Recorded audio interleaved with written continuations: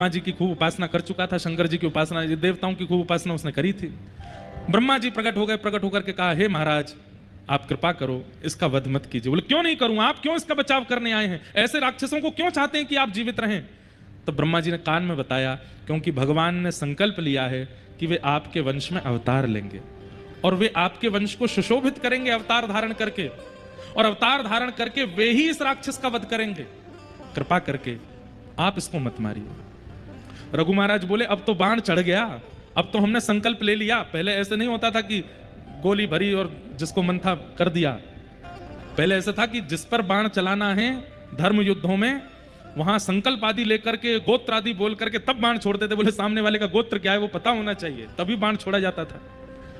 तो बाण पर सब गोत्र आदि सब अंकित हो गए। तो बोले अभी रावण को ही मारेंगे और रावण के प्राण इसी बाण से जाएंगे। अब मैं इस बाण को वापस कैसे ले सकता हूं। तो ब्रह्मा जी बोले, आप इस बाण को मुझे दे दीजिए, जब कालांतर में प्रभु श्री राम आपके वंश में आएंगे यही बाण उनको दे दिया जाएगा, इसी से वो इसको मारेंगे और इसी से उसका वध होगा। इसलिए कईयों ने प्रश्न किया, बोले राम जी ने 32 बाण मारे, 33 बाण मारे, 50 बाण मारे, रावण क्यों नहीं मरा। क्योंकि उसके प्राण जिस बाण में थे वो बाण अंत में आकर के मिला। फिर नाभि तो बहाना बना, और नाभि का भी एक प्रमाण है कि नाभि में मारना है तभी, पर वास्तविकता यह है कि इसके बीच की एक कथा और है। जब राम जी ने अनेक बाण मारे और रावण नहीं मरा, तब विभीषण जी ने बताया, पहली बात तो ये बताई कि नाभि में मारो, दूसरी बात बताई, बोले प्रभु इन बाणों से नहीं मरेगा ये, क्योंकि इसके प्राण तो पहले ही एक बाण पर आपके पूर्वज रघु महाराज ने लिख दिए थे, और वो बाण इस वक्त ब्रह्मा जी के पास है।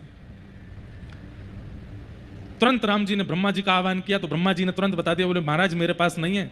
बोले जब मैंने रघु महाराज से बाण ले लिया था तो रावण ने देख लिया था, रावण को पता था कि मेरे प्राण इन्हीं बाणों में हैं, तो रावण ने खूब घनघोर तपस्या करके मुझे प्रसन्न करके वरदान मांगा। तो मैंने कहा वरदान मांगो, तो इसने वरदान में वही मांगा कि वो बाण मुझे दे दो जिसमें मेरे प्राण हैं। राम जी बोले तुमने दे दिया होगा।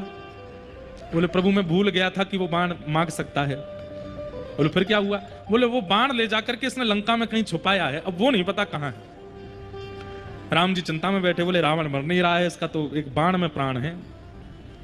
हनुमान जी महाराज आए, बोले भगवान कितना भी बड़ा राक्षस हो, कितना भी बड़ा धनवान व्यक्ति हो, कितना भी बड़ा बुद्धिमान व्यक्ति हो, वो अपनी गोपनीय से गोपनीय चीज किसी को